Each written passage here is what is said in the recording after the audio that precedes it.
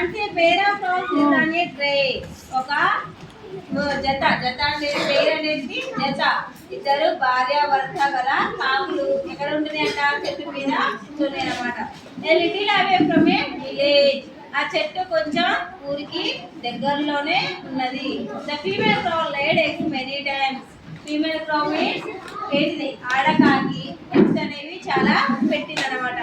But each time her eggs were eaten up by snake. ఆ eggs పెట్టినప్పటికల్లా ఏం చేస్తుంది?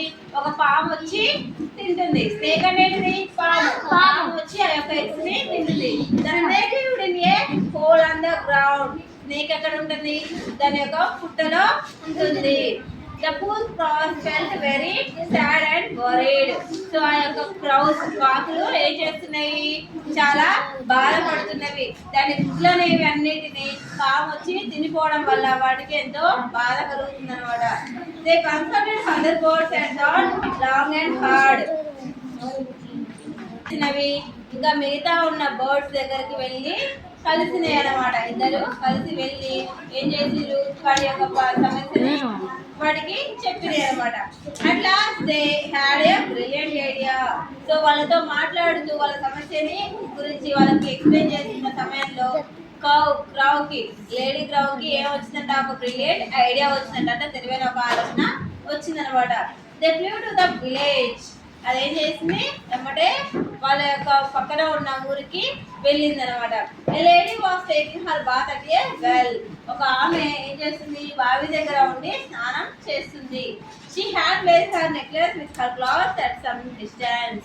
ఆమె యొక్క క్లాత్స్ బట్టలు అనేది ఒక దాని బావి దగ్గరలో ఉన్న ఒక రాయి మీద పెట్టి దాని మీదనే ఏం చేసింది? నెక్లెస్ కూడా పెట్టింది అనమాట.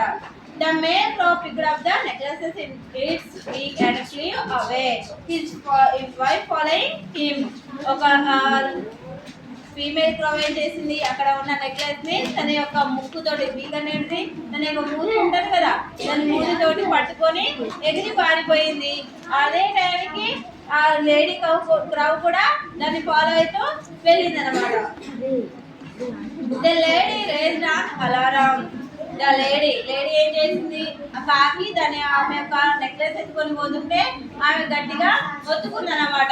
దాని మన వస్తువులు ఎవరైనా దొంగిలించుకుపోతే మనం ఏం చేస్తాం? ఒత్తుకుంటాం కదా. ఎందుకు? మన చుట్టుపక్కల ఉన్న వాళ్ళు వస్తారని, హెల్ప్ చేస్తారని. Many villages rushed out and ran after the క్రౌ.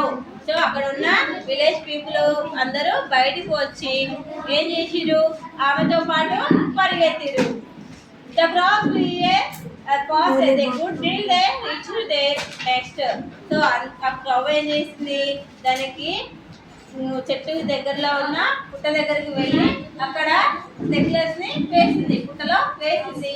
People అందరికి కూడా ఆ యొక్క క్రౌని ఫాలో అవుతూ ఆ పుట్ట దగ్గరికి వెళ్ళిరు.